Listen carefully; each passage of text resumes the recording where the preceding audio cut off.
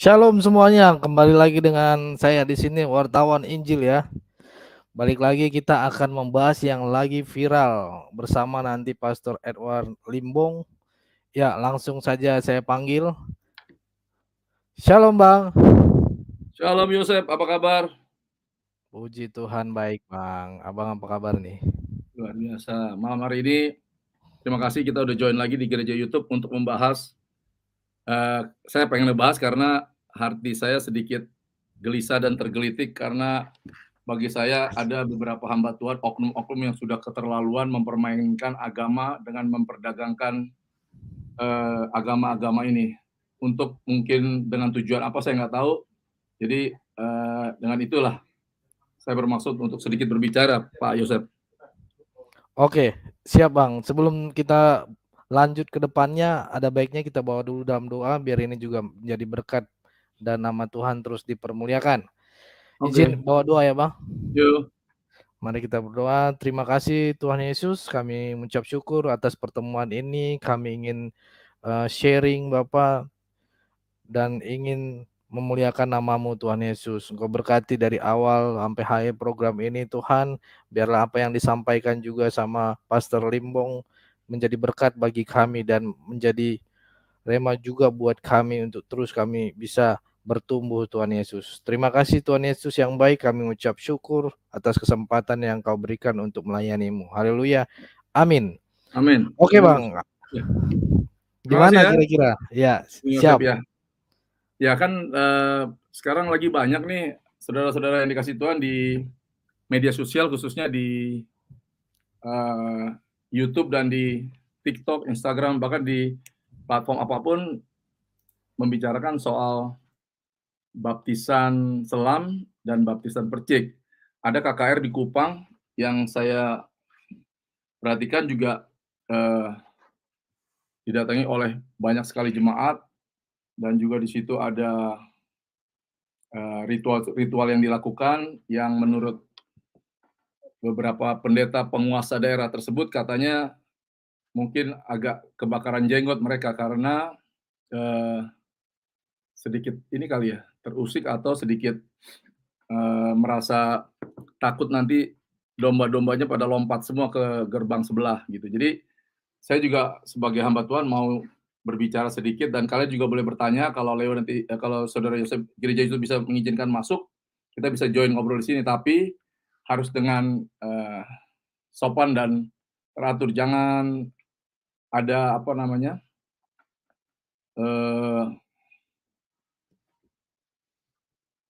sakwa sangka atau yang kalian anggap saya ini untuk menjelekkan salah satu pihak. Enggak, saya cuma kepengen karena di video yang saya lihat di mana-mana itu dua hal yang bikin saya terganggu. Yang pertama mengenai baptisan itu oke lah nggak terlalu apa itu tergantung cara kalian masing-masing kalau mau percik kayak mau diselam kayak mau dikepret kayak terserah. Tetapi masalah bahasa roh ini yang saya agak agak apa namanya agak kepengen membahas sedikit ya, karena bagi saya dia ngata-ngatai cara berbahasa roh dan juga menyontoh-nyontohkan seperti itu seakan-akan dia sudah pendeta paling hebat gitu. Padahal yang hebat tuh Tuhan Yesus dan juga kalau di daerah dia itu banyak pendeta yang hebat. Yang saya suka nonton Yande Manobe itu yang siapa Jess?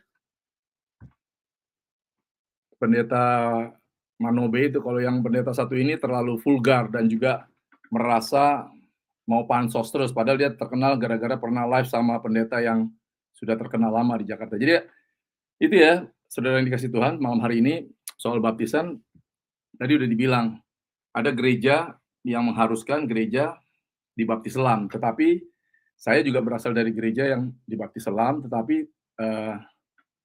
itu semua tergantung kepada iman kita. Kalau baptis itu tidak bisa dipaksa. Kalau dari kecil itu namanya pembaptisan untuk anak-anak yang belum mengerti arti pertobatan. Tapi nggak apa-apa, itu kan perjanjian dari zamannya sunat umur 8 hari, terus sekarang dilanjutkan ke baptisan air. Tetapi kita sebagai orang-orang percaya, ayo jangan berkelahi mengenai ritual-ritual atau sakramen-sakramen yang diajarkan oleh bapak-bapak gereja, ya terutama untuk kita yang merasa hamba-hamba Tuhan media sosial ini yang kadang-kadang kurang bertanggung jawab, membuat jemaat semakin bingung. Karena saya juga dari kemarin udah pengen live terus sama gereja YouTube, akhirnya bisa tercapai malam hari ini.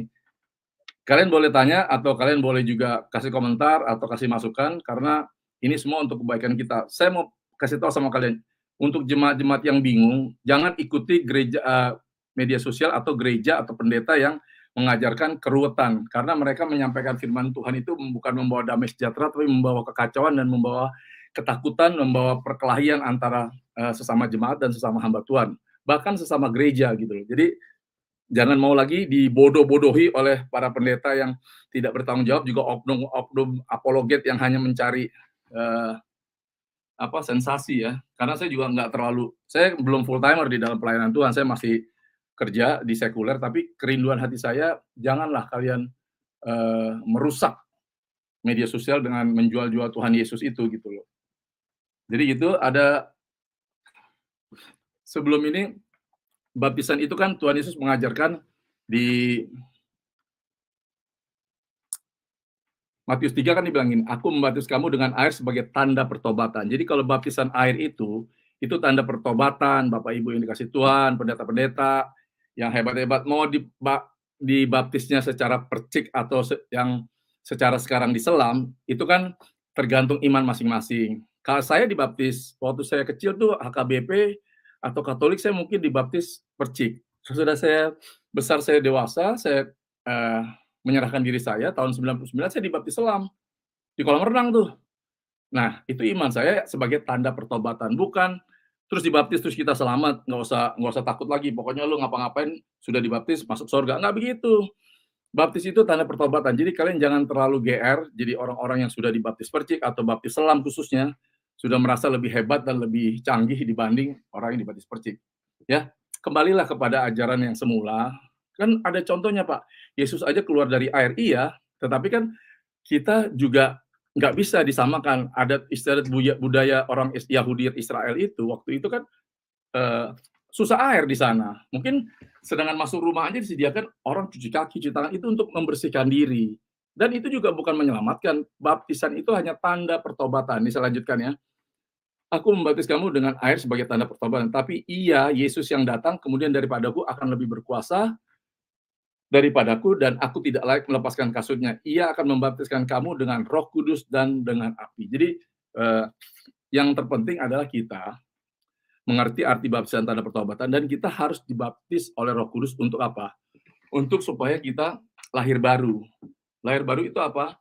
Roh kita yang diperbarui, bukannya akal budi pikiran, bukan jiwa kita, tapi roh kita. Oleh Roh Kudus itu kita diurapi. Kan Yesus menjanjikan sewaktu dia naik ke surga, aku akan memberikan seorang penolong kepadamu yang akan mimpin kamu, menuntun kamu, menguruskan kamu, yaitu roh penolong, roh penghibur yang kita sebut Roh Kudus. Jadi Bapa, Yesus, Roh Kudus itulah satu hakikat dan tiga pribadi yang kita jalani. Jadi kalau kalian ada juga sekarang di YouTube juga banyak ada aliran sebelisme, ada Wanas Pentakosta, semua ke laut aja loh kalau gue bilang. Kalian ya terserah ya, kan saya cuma menyampaikan apa yang saya pelajari. Saya ketemu Tuhan ini bukan bertobat gara-gara pendeta, saya ketemu Tuhan secara pribadi tanggal 28 Juni tahun 99. Kalian bisa lihat di solusi di YouTube saya. Itu nggak ada maksudnya nggak ada direncanakan atau keinginan saya. Jadi kalian yang punya pengalaman bersama Tuhan jangan terlalu inilah ya. Ada yang sering masuk ke neraka, ada yang naik ke surga, udahlah. Jangan terlalu diekspor. Rasul Paulus aja bilang, aku dia diangkat ke tingkat ketiga. Dia nggak mengakui diri dia itu cuman dia memperumpamakan padahal itu dia gitu loh. Ini kan banyak sekarang hamba Tuhan hebat yang di media sosial semenjak Covid udah pendapatan berkurang, akhirnya mereka bikin YouTube untuk membuat pusing jemaat.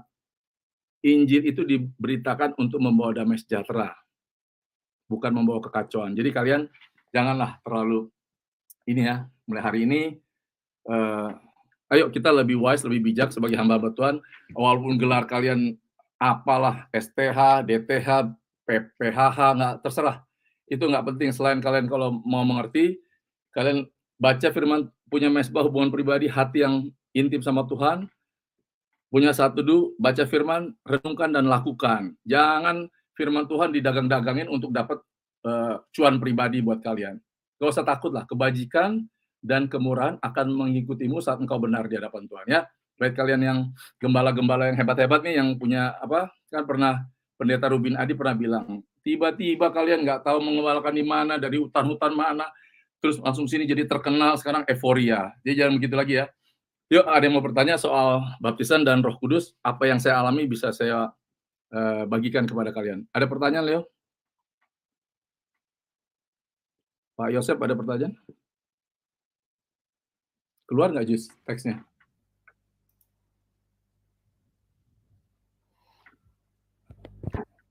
Ya, belum pada ini nih, apa, ada yang belum pada nanya mungkin. Ntar gue buka dulu ya. Iya.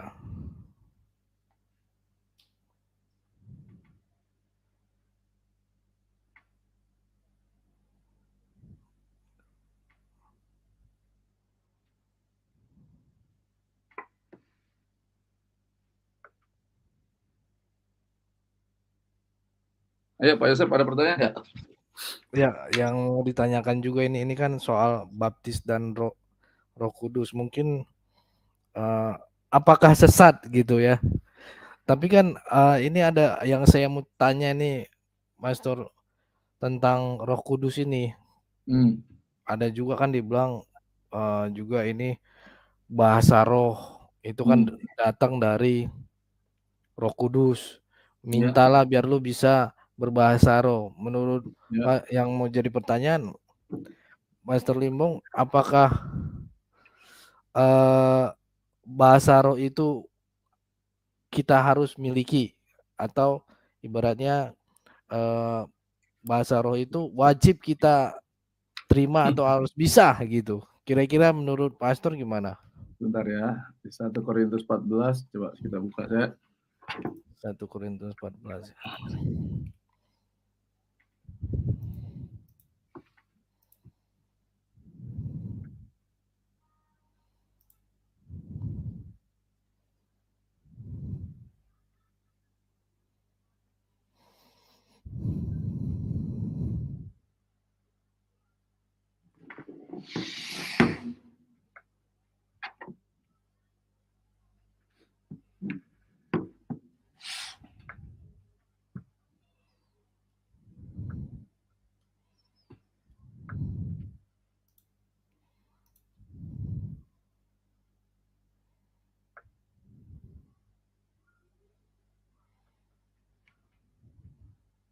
Saya bacain deh ya. Di mana? Di 1 1 Korintus Korintus apa? 14 ayat 22 kalau nggak salah. Yang ini. 22. Karena itu karunia bahasa roh adalah tanda bukan untuk orang yang beriman, tetapi untuk orang yang tidak beriman. Sedangkan karunia untuk bernubuat adalah tanda bukan untuk orang yang tidak beriman, tapi untuk orang yang beriman. Jadi kalau seluruh jemaat berkumpul dan bersama-sama dan tiap-tiap orang berkata-kata dengan bahasa roh, lalu masuk orang luar, atau orang-orang yang tidak beriman, tidakkah mereka katakan bahwa kamu gila? Tetapi semua orang bernubuat akan masuk, dan orang yang tidak beriman itu atau orang baru itu akan diyakinkan oleh semua orang yang diselidiki oleh semua. Nah, di sini kan Rasul Paulus mengajarkan kita kalau kita berbahasa roh itu adalah sebagai tanda kita dibaptis Roh Kudus. Itu yang saya baca. Kan kalau orang berbahasa roh itu yang saya kurang setuju juga itu kalau diajarkan, seperti banyak juga yang kita lihat di video yang di Kupang itu ya, Leo ya. Iya. Kan orang itu dia dibilang, ayo kita sekarang mulai diajarkan. Kalau berbahasa roh itu Tuhan yang membaptis kita dengan Roh Kudus itu sebagai tanda awal aja, Leo. Kita ini semua sudah punya Roh Kudus di dalam hati kita. Saat kita mengaku Yesus Kristus adalah Tuhan, kita dimeteraikan oleh Roh Kudus. Allah Tritunggal yang pribadi yang ketiga, yang sama equally sama Bapa, sama Yesus, sama Roh Kudus. Jadi kalau bilang semua orang harus bisa bahasa roh, enggak, itu karunia yang diberikan. Kan ada karunia-karunia yang diberikan oleh Tuhan Yesus itu. Saya bacakan lagi ya di 1 Korintus 14 ini.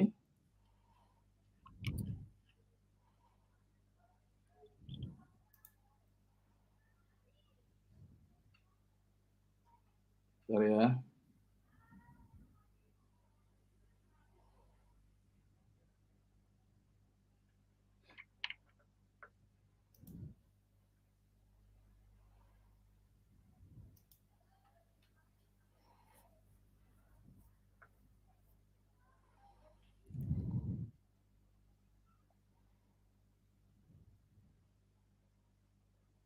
Nah, dikatakan di sini, Roy.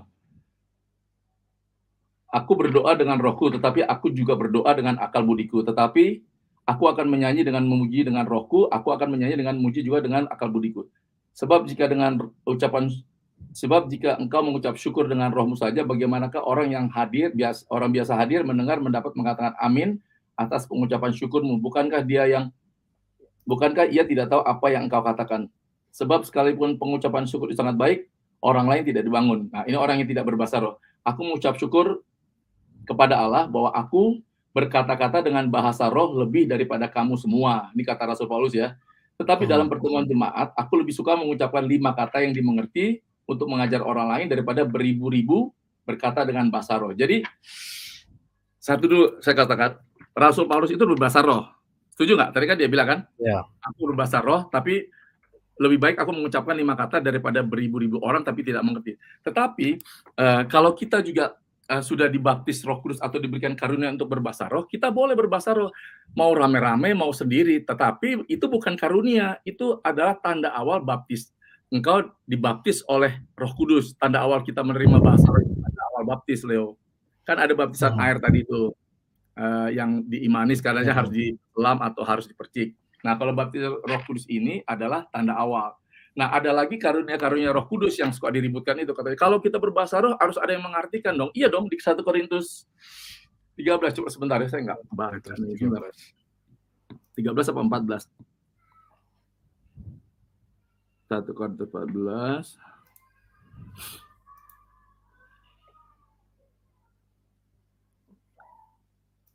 Satu Korintus 13 ayat. Tunggu sebentar. Karena ketika melihat aku cermin satu.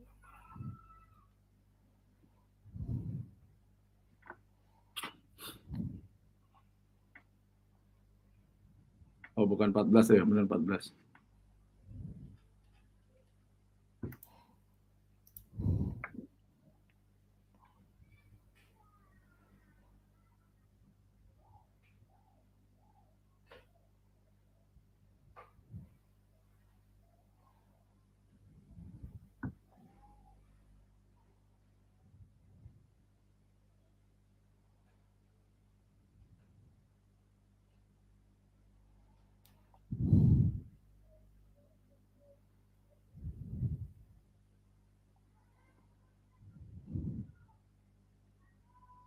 Bentar ya, cari dulu.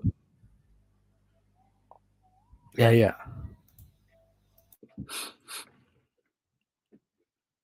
Oh, ini 1 Korintus 12, sorry. Kok 3:14? Tiap-tiap nih ya. Ada rupa-rupa karunia tapi satu roh, dan ada rupa-rupa pelayanan satu Tuhan, dan ada berbagai perbuatan ajaib, tapi Allah adalah yang satu mengerjakan semua dalam semua orang. Tetapi kepada setiap orang mereka penyertaan roh untuk kepentingan bersama, bukan untuk pribadi. Sebab kepada yang seorang roh memberikan karunia untuk berkata-kata dengan hikmat. Ini pertama ya, karunia yang diberikan itu ada 9, Leo. Sebab kepada yang seorang roh memberikan karunia untuk berkata-kata dengan hikmat. Jadi karunia berkata-kata hikmat. Kepada yang lain roh memberikan Roh Kudus ya, roh besar, air besar, mengatakan karunia untuk pengetahuan. Jadi ada roh hikmat, ada pengetahuan. Terus yang ketiga ayat 9, kepada yang seorang roh memberikan iman. Karunia iman ya. Jadi ini sepasang 3 ini, Leo. Ada hikmat, ada pengetahuan, dan iman. Itu karunia yang satu paket Tuhan diberikan. Terus dan kepada yang lain ia memberikan karunia untuk menyembuhkan. Tuh kayak Benhin dulu, tapi kan udah jatuh, tapi ya sekarang udah oke lah, karunia kesembuhan. Kepada yang seorang roh memberikan kuasa untuk mengadakan mujizat. Jadi kesembuhan sama mujizat jadi satu tuh, sama satu lagi 3 nih. Kuasa untuk mengadakan mujizat, dan kepada yang lain ia memberikan karunia untuk bernubuat. Jadi mujizat, kesembuhan, dan nubuat itu jadi satu paket. Jadi udah 6 ya. Dan kepada yang lain lagi ia memberikan karunia untuk membedakan bermacam-macam roh, kepada yang seorang yang memberikan karunia untuk berkata-kata dengan bahasa roh, dan kepada yang lain yang memberikan karunia untuk menafsirkan. Nah, ini satu paket lagi nih Leo, yang ketiga.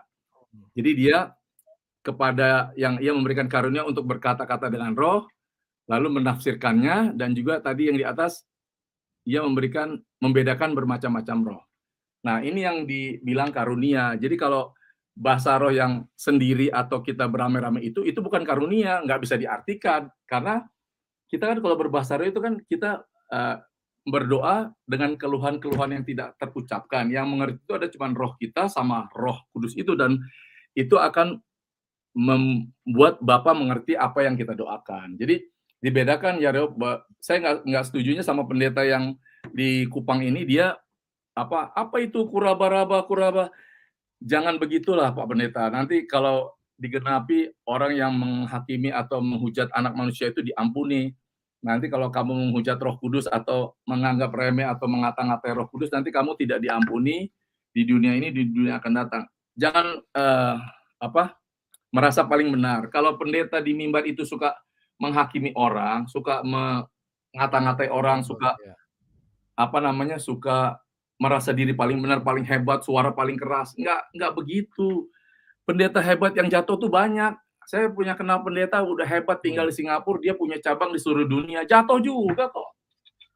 Jadi jangan sombong lah. Benny Hinn apa? Kan kalau saya, ini kan bukan di mimbar ya, ini kita di live streaming ya, Leo. Ya, jadi saya bisa sebutin nama. Jangan pernah di mimbar menyebutkan nama orang atau menghakimi orang. Jangan merasa paling hebat, ajaranmu paling benar. Oh, saya tidak takut pejabat apa yang korupsi, berzina apa. Emangnya terus hebat gitu kalau berani ngomong gitu, itu nggak hebat. Itu namanya membuat orang resah. Jadi saya live ini ya Leo ya, saya kepengen ngobrol di sini untuk mengeluarkan keresahan isi hati saya, karena satu, dia kalau saya bilang nih ya, dia takut. Kan itu bikin KKR di Kupang itu kan takut jemaatnya pada pindah dong. Walaupun ini juga pendeta yang bikin KKR juga nggak jelas juga. Ngapain pakai kayak peti mati di situ orang dibaptis? Mau ngapain, Pak? Iya, nak. Jangan pas KKR dibaptis. Kan nggak disuruh juga. Ini saya ingat satu ayat ya. Kan gue kan bikin ministry nih, JMM, Jemaat Mula-Mula. Tadi gue baca nih di kisah, kisah 4 kalau nggak salah. Yang mengenai orang ya. Kisah 2 ayat 41 nih. Sewaktu Petrus terima Roh Kudus kan ya, di 120 murid, terus berbagai bahasa dibilang mabuk, berbahasa roh. Sesudah itu kan banyak orang bertobat ya, Yosef ya. Sesudah itu dibilang gini di kisah 2 ayat 41. Orang-orang yang menerima perkataannya itu memberi diri dibaptis. Pada hari itu jumlahnya mereka bertambah kira-kira 3.000 jiwa. Sekali lagi nih Leo, saya baca untuk soal baptisan ya. Kan mereka KKR kemarin itu mungkin ada 10.000 lah ya. Orang yang menerima perkataan itu memberi diri dibaptis, yang 3.000 orang ini dibaptis pada hari itu jumlahnya mereka bertambah kira-kira 3.000 jiwa. Lu di lapangan ada nggak bisa membaptis 3.000 jiwa dalam satu hari, Leo? Dalam satu KKR? Bisa nggak? Nggak bisa. Nggak bisa lah. Orang bak mandinya aja kemarin peti baptisannya cuma paling berapa ratus lah. Jadi baptisan itu bukannya menyelamatkan. Baptisan itu iman kita. Lu mau baptis percik, nggak usah baptis lagi juga apa-apa. Kalau misalnya takut berdosa, saya yakin deh, saya yang jamin lah. Sedangkan Tuhan Yesus kan ada di salib tuh, kiri kanan ada penjahat di salib tuh ya. Dia dibaptis selam apa dibaptis percik kira-kira tuh ya? Makanya jangan terlalu inilah ya. Buat pendeta yang bikin KKR juga jangan terlalu euforia. Jangan aku, dia lah. Emang lu siapa? Saya ini benar-benar sedih lah sebagai hamba Tuhan tuh kadang-kadang suka mengeluarkan isi hati saya tuh di tempat platform yang benar. Kalau saya bikin di media sosial saya kan nggak cocok ya, Yosef ya. Makanya ini saya mau bilang, kayak dulu kan saya selalu bahas ya di siapapun di sini lah. Jangan kalian nanti gara-gara media sosial ditangkap lagi, kena hukum-hukum yang jangan, yang mengadu domba agama. Udah kalau lu Kristen, lu beritakan aja Injil, Matius, Markus, Lukas, Yohanes, jangan lu urusin kitab orang lain. Terus juga kalau lu yang Kristen beneran, jangan lu ribut sesama pendeta, sesama gereja. Percaya sama saya deh. Berkat Tuhanlah yang menjadikan kaya, susah payah tidak akan menambahinya. Kalau kalian berebut jemaat atau takut kehilangan domba-domba, Tuhan gak berkenan kok sama kalian. Mungkin kalian boleh komen sama saya atau tidak suka dengan statement saya, nggak apa-apa. Saya juga nggak pernah merasa dirugikan karena saya kepengen pelayanan ini adalah pelayanan murni seperti murid Tuhan Yesus. Jangan ada aliran Lutheran, Calvinis, aliran siapa? Enggak, lu aliran siapa? Kita aliran Yesus nih. Gue bikin nih JMM Ministry, Jemaat Mula-Mula. Artinya di Petrus bikin persekutuan kan itu baru di Kristen itu kan baru disebut di bukan di Korintus. Pokoknya kekristenan itu kan disebut waktu di belum lama, sesudah beberapa puluh tahun sesudah Yesus. Jadi agama itu tidak menyelamatkan kalian, gereja itu tidak menyelamatkan kalian, baptisan itu tidak menyelamatkan kalian. Menyelamatkan apa? Iman kalian kepada Tuhan Yesus dan menjalankan segala perintahnya. Kemarin saya keluar lagi nih di media sosial, selalu banyak di TikTok, di YouTube itu mengenai ajaran hyper grace. Aduh, saya juga jadi teringat gitu loh. Orangnya dari Singapura lagi khotbah di Amerika. Gue bilang, udahlah kalian hamba-hamba Tuhan dari gereja manapun jangan sotoy lah, apalagi yang udah terkenal, yang udah kaya. Saya mau bilang ya, kalau kalian masih serakah, masih mencari keuntungan pribadi untuk gereja kalian, bukan untuk gereja malah untuk keluarga kalian, nggak berkah hidupnya nanti. Lihat ya, anak-anak kalian nanti pada pasti kalau nggak aneh-aneh, percaya sama saya. Gitu. Jadi itu soal Roh Kudus tadi, Leo ya. Roh Kudus itu adalah pribadi yang ada di dalam hati kita. 1 Korintus 12 bilang, barang siapa yang mengaku Yesus Kristus adalah Tuhan, dia dimeteraikan oleh Roh Kudus. Jadi kalau kita percaya, beriman, menjalankan, ya sudah. Jadi jangan lagi, oh Bapak Yesus Roh Kudus itu satu. Ya iyalah, udahlah. Jangan ya, yang di TikTok, di YouTube yang juga wanes-wanes itu, kalian sekte-sekte sesat. Sebelianisme juga sekte-sekte nggak jelas. Udah, terserah. Kalau mau komen sama gue nggak setuju nggak apa-apa, tapi saya sama aja kayak saksi Yehova atau kayak apa gitu, Mormon atau kayak gitu. Gitu ya. Oke. Baik Bang, ini ada teman kita juga nih kayaknya ada masuk, ada Dalton Sinaga. Shalom. Ya, shalom Pak Yosef, shalom. Shalom. Pak Edward, selamat malam. Selamat malam. Selamat malam. Ya baik, saya mau bertanya ini Pak, ya. Jadi kan banyak itu ya yang mereka menyatakan hamba-hamba Tuhan begitu, tapi mengkritik ya. Sebenarnya bukan mengkritik sih, saya melihat lebih condong itu menghina atau mengolok-olok begitu. Ya. Mereka mengatakan bahasa roh itu, padahal mereka katakan begini.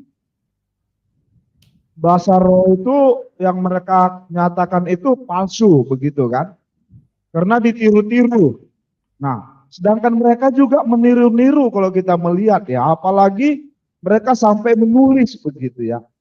Ya kita melihat di YouTube itu mereka tulis, baru mereka katakan tiru-tiru sampai diselewengkan ya, bahasanya menjadi cakara-maraba apa begitu. Nah, padahal mereka itu kan seorang hamba Tuhan.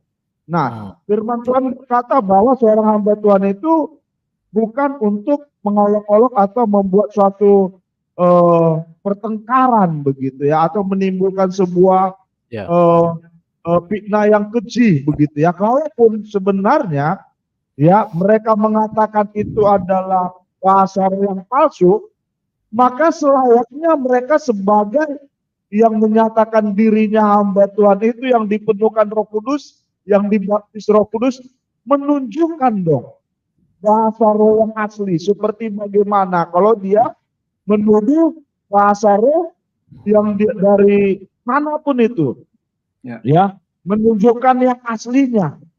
Nah, sebagai hamba Tuhan kan selayaknya seperti itu. Kita kalau kita menuduh sesuatu palsu, mari dong tunjukkan yang aslinya mana begitu. Ya, supaya kita apa namanya? Bukan suatu fitnah yang keji begitu ya. Itu kan kalau kita menuduh begini, ah, jam tanganmu itu palsu begitu. Tapi kalau kita tidak tunjukkan jam tangan yang asli, Asli. kita nggak bisa menuduh, iya kan? Nggak bisa menuduh. Yang palsu yang kita katakan itu palsu, nggak ada apa namanya pegangan dasar kita yang asli, nggak bisa kita menuduh sebenarnya. Nah, makanya hamba-hamba Tuhan yang kita lihat sekarang itu seperti dikatakan Pak Edwan itu bahwa menjadi roh pemecah dan membuat kebingungan di dalam jemaat Tuhan. Itu sangat berbahaya bagi pertumbuhan anak-anak Tuhan begitu. Kalau seperti saya lah, ibaratnya ini ya, saya ini bahasa roh ya, semisalnya. Dan dikatakan mereka itu kerasukan setan. Nah, kalau mereka betul hamba Tuhan, ya, mereka harusnya datang ke tempat yang memang benar dituduh mereka itu kerasukan setan dan itu bahasa rohnya palsu, datang loh dong. Kalau memang dia hamba Tuhan yang mengasihi, ya kan, lepaskan dong. Kalau memang itu betul dia kerasukan setan, lepaskan dong. Ya kan, kalau memang benar. Namun kalau cuma hanya ngomong sana sini itu palsu, apalagi ada lagi itu ya, karena tadi sudah itu hamba Tuhan yang Altuk itu dikatakannya begini, bahasanya bisa dipalsukan, tapi lidah-lidah api dan angin kencang itu nggak bisa dipalsukan. Nah, jadi padahal tertulis di situ seperti, nah kan bukan harap ya seperti tiupan seperti lidah-lidah api. Jadi ketika dikatakan seperti bukan perkara harap ya, makanya saya bingung sih. Hamba Tuhan mengatakan dia ada STA, tapi kata seperti dia nggak mengerti. Ini saya bingung begitu ya. Jadi kalau mau terkenal ya janganlah kita untuk apa namanya membuat suatu fitnah begitu. Saya rasa sih kalau dikatakan Bapak Erwat tadi itu memang benar. Kita tidak memandang dimanapun asalkan kita ya sama, yaitu Bapa dan Anak dan Roh Kudus. Kalau yang kita sembah, maka di dalam perkara itu pun kalau ada yang salah, marilah kita tegur.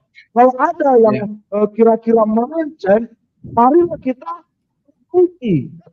Jangan membuat suatu fitnah hanya omongan begitu saja. Datanglah, begitu kan? Hai, langsung saja sama metodenya. Kamu bahasa Romo itu palsu, tunjukkan yang aslinya, kan begitu. Nah, kamu itu kerasukan setan, mengkingdom dalam nama Yesus, kan begitu kira-kira. Nah, kira-kira seperti itu yang bisa saya saya tergugah juga dengan karena banyak sekali di TikTok ya, di FB juga, di Facebook juga, di YouTube juga, bahwa banyak sudah orang-orang yang tidak memahami tentang perkara karunia bahasa roh ini, namun sok mengerti begitu. Ibaratnya saya tidak mendapat karunia bahasa roh, namun saya sok mengerti bahasa roh. Nah ini bodoh sekali, bukan? Nah, kalau saya mendapat karunia bahasa roh, pasti saya mengerti karunia bahasa roh itu kegunaannya untuk apa. Dan itu benar dari Roh Kudus apa tidak? Kan ada Roh Kudus bersaksi dalam hati kita. Di dalam roh kita kan sudah dimateraikan dengan Roh Kudus, yang dimana Roh Kudus itu membawa kita ke dalam segala kebenaran, yaitu firman Tuhan. Ada kesaksian Roh Kudus di dalam roh kita. Apakah itu memang benar bukan dari Roh Kudus atau roh jahat atau keinginan? Kan ada Roh Kudus yang bersaksi dalam roh kita. Makanya saya sih bingung. Terima kasih, silakan Pak. Ya, saya setuju Pak Sinaga karena kembali lagi kalau orang-orang yang baru jadi orang terkenal biasanya hamba-hamba Tuhan ini kan latar belakangnya berbeda. Mungkin dulu dia dari mana atau bagaimana. Sekarang jadi begini tiba-tiba kalap gitu loh, dia dianggap Tuhan senang aja mengerti, padahal dia sering membuat kan kita tujuannya di hamba Tuhan ini kan memenangkan banyak jiwa, bukan membuat bingung jiwa-jiwa. Jadi kalau saya terus terang aja, karena sudah terlalu parah nih yang saya lihat nih dari mulai KKR. Kalau KKR itu adalah ada komentar sini yang bukannya hanya KKR aja, coba lihat video-video sebelumnya lah. Kalau orang melayani Tuhan tuh janganlah berfokus pada diri kita, fokuslah kepada Yesus gitu. Juga kalau dibilang basaro kira baraba apa membaptis 2 kali, loh nggak ada yang disuruh baptis 2 kali, Pak. Kalau udah baptis percik, kalau nggak mau lagi ya nggak apa-apa. Kalau mau direndam lagi silahkan, atau mau dikepret, atau mau disemprot silahkan. Dan juga praktek curi domba, takut amat loh, domba punya siapa? Kan domba punya Yesus. Kalau takut curi domba berarti gereja kalian nggak berkualitas pendetanya. Saya melayani satu gereja, sampai hari ini pendeta saya, pemimpin rohani ini tidak pernah dia menghakimi siapapun. Ada pendeta yang gerejanya hebat di Kemayoran, saya tadinya respect, banyak belajar dari dia. Sekarang dia begitu dari COVID dia ngomongin soal uang, soal iri hati, soal menghakimi, saya dengan respect. Sama juga kalau mau nonton pendeta cari yang baik. Kalau mau belajar Alkitab dengan benar, yang kalian juga apologet belajar dari Bambang Nursena lah, jangan yang lain-lain. Bambang Nursena itu bijak dan berdiri di tengah-tengah. Jadi jangan takut kehilangan domba, takut dihakimi, itu enggak. Ini kalian ada komentar saya bacakan Pak Seuta Galung, Pak Heri, enggak, maksud saya kita harus introspeksi. Saya juga introspeksi sebagai hamba Tuhan. Saya nggak pernah merasa saya paling benar, enggak. Ini saya karena udah resah ya, udah nyesek gitu. Dari kemarin saya lihat ini kok makin menjadi nih si MA ini kok makin menjadi-jadi ya, kayak orang kesurupan ya.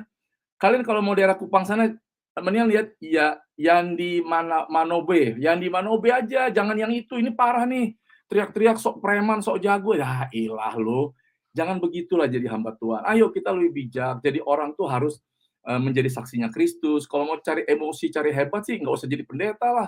Lu ikut partai politik aja, atau lu ikut sama geng-geng yang ada di mana gitu. Nggak usah jadi bahwa hamba Tuhan. Ya kita boleh punya pengalaman dulu hidup kita seperti apa, boleh untuk bersaksi. Artinya menjadi saksi kejelekan kita, keakuan kita dulu, sekarang kita kembalikan untuk kemuliaan bagi Tuhan Yesus. Jadi kalau kesaksian hidup kita yang dulu itu bukan untuk membegahkan diri. Saya juga bertemu Tuhan secara pribadi, jadi nggak pernah saya menghakimi orang yang naik ke surga saya hormati, yang turun ke neraka saya hormati. Tapi jangan membuat jemaat jadi bingung, dan jangan jadi bahan lelucon, bahan olok-olok orang, baik itu yang Kristen maupun yang non-Kristen. Itu loh maksud saya. Coba kita sampaikan dengan wise. Kalau soal berkat, soal jemaat, soal jio-jio, jangan takut Bapak Ibu. Jangan takut, percayalah. Saya melayani di gereja ini, tempat saya melayani sekarang. Saya lihat sampai hari ini bukan semakin kecil, semakin besar gerejanya, jiwa-jiwa. Orang, ini gembala saya bilang nih, kalau jangan pernah menghakimi siapapun, apalagi dari mimbar gitu. Karena jiwa-jiwa itu Tuhan yang punya. Berkat, kesehatan, mujizat itu Tuhan yang punya. Kita ini hanya halat sama saluran berkat, menjadi saluran berkat, biar nama Tuhan dipermuliakan melalui hidup kita gitu. Saya kan profesional ya, disiplin ilmu saya bukannya pendeta, saya seorang penerbang, udah hampir 40 tahun, tapi sampai hari ini karena Tuhan panggil saya tanggal 28 Juni tahun 99 secara pribadi, saya dengar suara Roh Kudus, kalian bisa lihat di Solusi nama saya. Nah, saya bisa diubahkan. Tadinya saya pelayan setan Lucifer kayak siapa kayak namanya, sekarang saya pelayan Tuhan gitu. Jadi ada ininya, ada pertobatan itu bukan karena saya dibaptis loh. Saya malah waktu saya ke Israel, saya dibaptis di Yordan. Kenapa saya kepengen? Di situ dulu gue lihat Yesus keluar dari air. Waktu juga Filipus membaptis Sida itu keluar dari air. Jadi gue pengen dong, keluar dari air nanti Roh Kudus dicurahkan dan gue dengar suara Tuhan diurapi. Ya nggak apa-apa juga, itu kan iman gue. Tapi sampai gue juga bawa grup ke sana Katolik. Gue membaptis orang di sana cuma 4 orang, yang lain Katolik nggak mau dibaptis. Nah, ya boleh dong. Dia juga pasti masuk surga kok kalau hidupnya benar. Jadi jangan gara-gara membaptis atau dibaptis, apalagi bawa-bawa ke lapangan segala peti-peti bak-bak mandi dibawa, kan bikin jadi ribut sekarang nih. Yang di Kupang takut kehilangan jemaatnya pada pindah, yang ini terlalu over. Kalau menurut saya over lah. Mau terkenal lah, hebat lah, jemaat kan hebat, udah gerejanya besar, tapi nggak begini juga kali. Contoh lah hamba-hamba Tuhan yang memang besar tapi punya wibawa dan kebijaksanaan.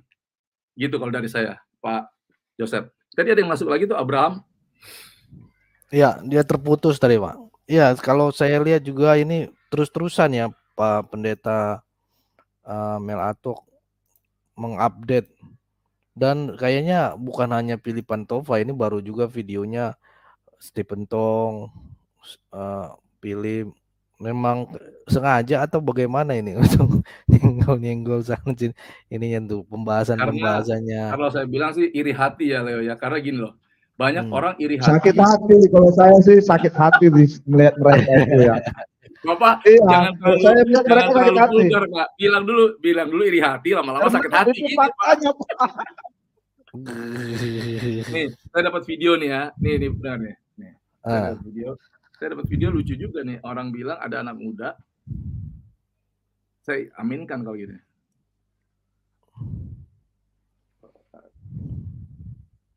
Nah, nanti saya ini. Ya, sakit hati mungkin juga. Lama-lama jadi sakit hati karena sudah ketakutan nanti, wah bagaimana kalau nanti punya saya dirampok nih Batas gitu. keluar. Nah, itu dia. Oh banyak ya loh. Apa Pak Tong juga itu. iya ini baru diupdate juga baru ini. Tidak boleh bercacat sebelum dan sesudah jadi pendeta. Pakai standar ini maka Mel Atok tidak layak jadi pendeta nih, Bang. Nggak, saya Judulnya. bingung ya, kenapa ya orang sebagai hamba Tuhan janganlah pernah menghakimi orang lain gitu loh. Kalau kita kan bukan, saya nggak pernah menghakimi loh, saya cuma mencurahkan isi hati saya, bukan lu aja yang benar gitu loh. Masih banyak orang lain yang paling benar itu cuma satu pribadi, yaitu Yesus. Kita ini semuanya orang berdosa, upah dosa adalah maut mati. Lalu jangan belagu lah, baru jadi begitu aja gitu loh. Ya. Ya, mungkin Pak Dalto ada mau menambahkan? Iya, saya tambahkan sedikit ya. Saya sih Ya. melihat begini. Banyak dari yang mengaku ya dirinya reform ya. Nah, ini saya nggak mengerti ya. Mereka begini. Kalau saya begini. Saya apa namanya? Saya tarik dulu kepada diri saya begini.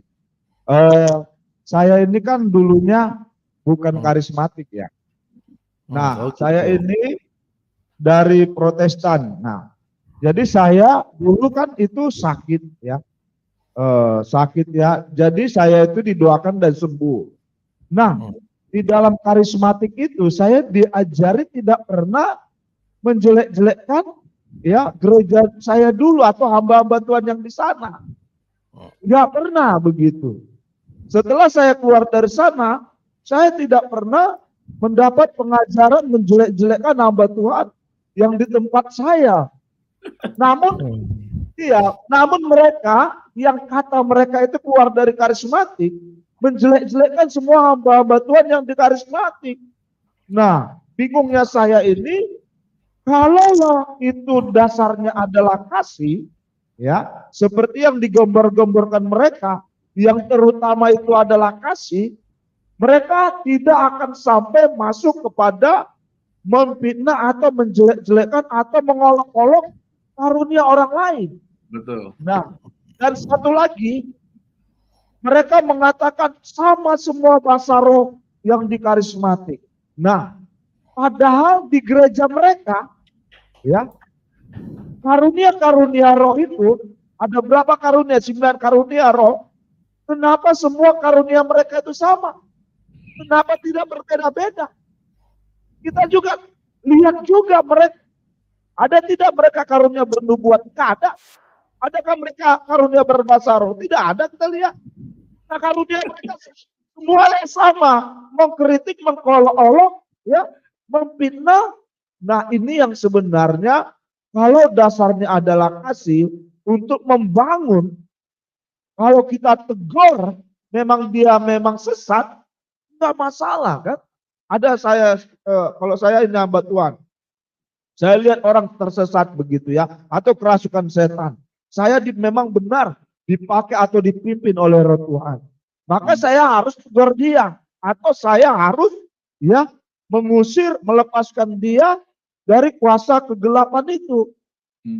Nah, itulah dasar yang dimaksud itu untuk menolong, bukan untuk menjelek-jelekkan, mengolok-olok hamba-hamba Tuhan ini loh, bukan jemaat gitu loh. Nah, makanya oleh karena itu saya heran banget begini. Mereka itu lepas dari karismatik lah kita katakan seperti kesaksian mereka. Namun setelah mereka dari sana gencar untuk ya menyerang secara tidak baik, saya katakan ya, sangat mengolok-olok begitu ya, mengolok-olok dan satu fitnah yang keji begitu.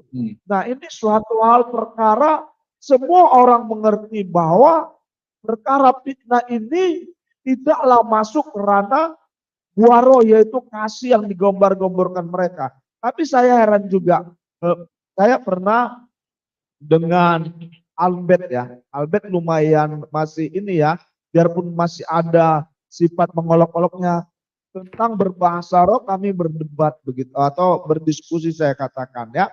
Namun saya melihat mereka tidak dalam tentang firman Tuhan. Kenapa?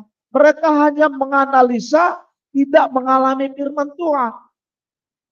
Mereka cuma hanya menganalisa firman Tuhan, tidak mengalami firman Tuhan. Bagaimana saya berkata, saya mengerti dan tahu Yesus atau Sang Firman Hologos itu, namun saya tidak mengalami Sang Firman atau Hologos itu. Bagaimana saya mengatakan saya mengerti dan tahu perkara Yesus itu atau perkara firman Tuhan itu saya tidak mengalaminya.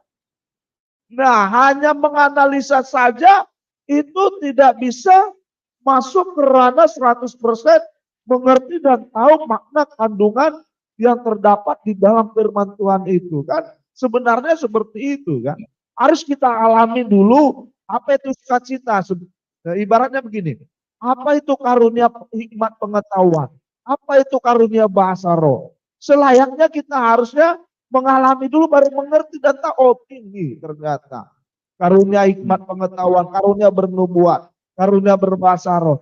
Namun ini tidak ada, saya melihat mendapati mereka mendapat karunia berbahasa roh ya, bernubuat ya, karunia mengadakan mujizat tidak ada. Makanya di gereja mereka tidak ada mujizat terjadi. Kenapa? Memang tidak ada. Dan kenapa bisa terjadi demikian? Mereka telah mengolok-olok karunia Roh Kudus. Mana mungkin Roh Kudus memberikan kepada orang yang mengolok-olok karunia Roh Kudus itu. Ini dia nggak mengerti mereka. Nggak mungkin lah aku mengolok-olok karunia mujizat, ya. Mana mungkin aku menerima karunia itu? Karena kalau saya bilang mungkin ya iri hati, mungkin dia nggak dibaptis Roh Kudus, jadi dia bagaimana caranya mengata-ngatai aja lah. Karena kalau orang sudah dibaptis Roh Kudus atau sudah dipenuhi atau sudah diurapi Roh Kudus, nggak mungkin dia mengata-ngatain si raba-raba, kuraba-raba, apa raba, itu bahaya loh. Nggak mungkin. Bahaya. Dia juga. Ini Pak, saya mendapat begini Pak. Roh Tuhan itu menyatakan bahwa setiap orang yang menghujat, mengolok-olok karunia Roh Kudus, maka dia dan keturunannya juga tidak akan mendapat karunia itu. Nah, ini sangat berbahaya. Kenapa? Kenapa berbahayanya? Bagaimana bisa kita melayani Tuhan tanpa karunia Roh Kudus? Kalau kita tidak mendapat karunia Roh Kudus, melayani Tuhan atau jemaat Tuhan, artinya kita melayani jemaat Tuhan, melayani Tuhan dengan akal budi dan kekuatan kita. Nah, ini artinya kita tidak dipimpin, dipengaruhi Roh Kudus. Nah, pelayanan ini kemana?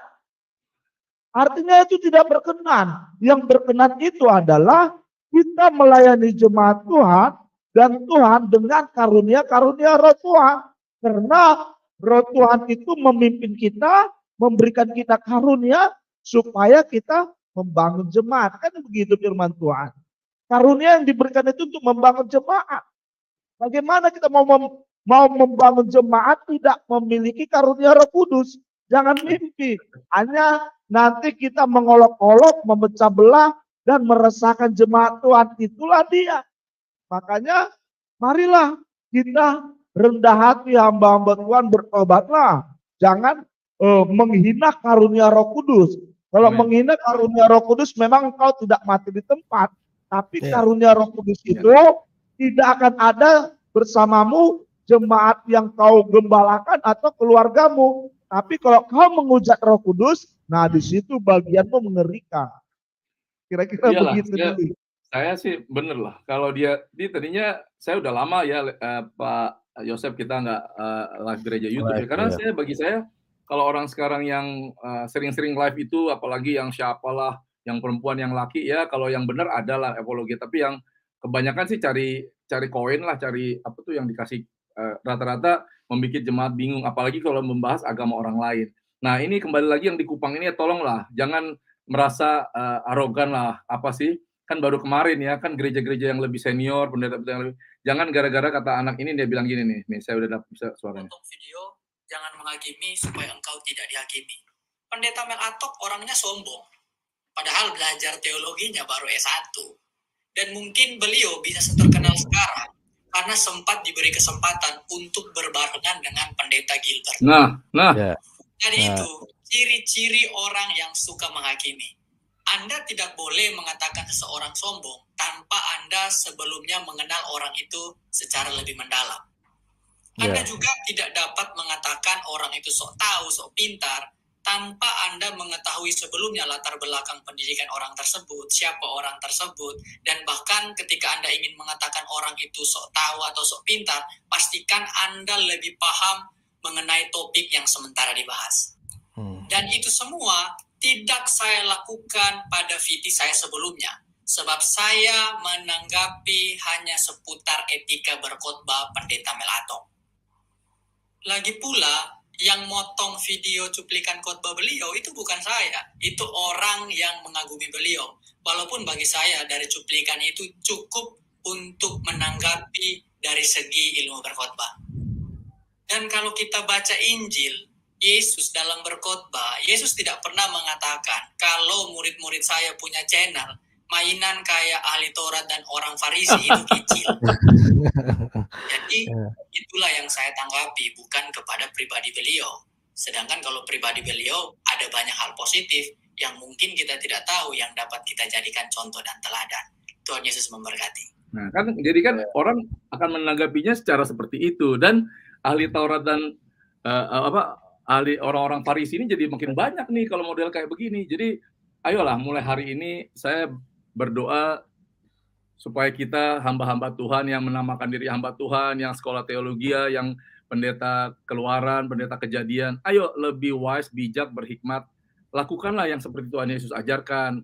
Memberitakan Injil, membawa damai sejahtera, bukan membawa kekacauan. Janganlah kalian hanya mau melayani itu mencari keuntungan pribadi, khususnya di media sosial ini, dapat AdSense, dapat koin, dapat kembang-kembang itu. Buat apa kalau Tuhan nggak dipermuliakan? Nanti kalian akan kena hukum tabur tuai. Percaya sama saya lah. Saya ini kan udah hidup ini udah lama banget ya, udah hampir mau pulang ke surga nih. Kalau pulang ke surga. Bukannya karena saya tidak membenci siapapun hamba Tuhan atau kalian semua. Saya sangat mengasihi, saya kepengen kita ini sebagai orang-orang Kristen di Indonesia ini bersatu, damai sejahtera. Janganlah mengurusin agama orang lain. Cukuplah orang-orang yang sudah kabur ke luar negeri itu, biar aja dia yang teriak-teriak dari luar negeri itu, para orang-orang yang tidak gentleman itu. Kita yang di Indonesia ini bawa damai-damai. Kayaknya gereja YouTube ini kan platformnya benar ya, gereja YouTube. Jadi saya boleh berbicara tempat ini, karena saya juga kan punya YouTube lebih besar dari gereja YouTube saya, ya nggak Pak Yosef? Iya. Tapi kan saya nggak, bukan itu yang kita cari. Yang penting kita berguna nggak bagi orang lain. Kalau kita melayani itu banyak jiwa-jiwa bertobat, bukannya banyak dapat berkat, banyak dapat mujizat, orang sembuh sakit, itu biasa, itu bonus. Tapi banyak jiwa-jiwa yang kalian bawa kepada Tuhan, banyak dia bertobat. Kayak kita dia kan bertobat dari kegelapan kepada terangnya yang ajaib, kita diubahkan Tuhan menjadi terang dan garam. Artinya apa? Kita bisa menjadi bawa dampak, bukannya mentang-mentang udah suara keras, sudah tahu ayat-ayat, sudah berasa dapat wahyu, dapat hikmat. Hey, nggak begitu lihat orang itu tadi. Saya nggak pernah menyerang pribadi, saya cuma mau mengatakan, ayo ayat-ayat itu coba disampaikan dengan cara yang benar, bukan dengan cara supaya orang jadi, jangan pernah ngata-ngatain Roh Kudus. Lo mau ngatain Yesus yang gondrong, yang pakai kolor, silakan, yang bidannya siapa. Tapi kalau lo menghakimi Roh Kudus, apalagi lo pendeta, lihat nanti hukum. Ya, saya berdoa semoga tidak terjadi apa-apa terhadap diri Anda, Pak Pendeta. Ayo, silakan. Oke, ini ada Ibu Delima nih, Delima S. Shalom Ibu. Kayak buah dong. Iya, salam Bang Oh, Leo, hambanya Shalom. Pak Ya. Edward dan itu saya Salam, Ibu. itu Sinaga. Ya, salam itu. Selamat malam. Oke, Selamat Halapita di sini. malam, Pak Ita, Horas Hmm. dari Lombok. Ora sitaku. Iya, baiklah. Mengenai ini ya, saya masih belajar dan belajar dihubungkan dengan pengenalan akan Kristus. Itu yang utama. Apalagi pada akhir zaman ini, apa yang harus kita lakukan? Hidup adalah pilihan. Tentu diarahkan pada kasihnya itu. Kalau kita sudah mengalami bagaimana kasih yang diajarkan Tuhan dengan ketulusan ya, karena Tuhan melihat hati. Tentu dalam hal ini kita menghormati Dia. Dan berbicara mengenai kasih itu adalah karya dari kuasa Roh Kudus. Apalagi di gereja kami itu temanya mengenai dampak, diberikan kuasa. Tentu dalam hal ini tidak lepas dari kasih itu.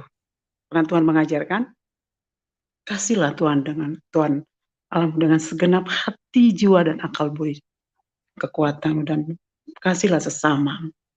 Nah, kalau dalam hal ini mindset kita dihubungkan dengan itu, hormati Tuhan, dengan sendirinya kuasa yang sudah diberikan kepada kita, itu nyata. Itulah tadi dihubungkan dengan 9 karunia roh itu memperlengkapi gerejanya. Gerejanya yang dihubungkan dengan melayani Dia. Itu tujuan utama.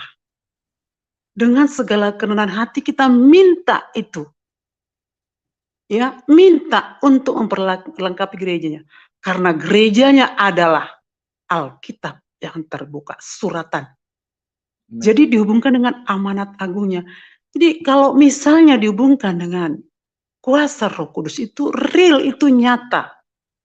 Tidak hanya orang-orang yang dipilih Tuhan, tapi kalau kita minta dihubungkan dengan amanat agungnya untuk memperlengkapi gerejanya, untuk melayani dengan sungguh penuh kasih, Tuhan beri itu.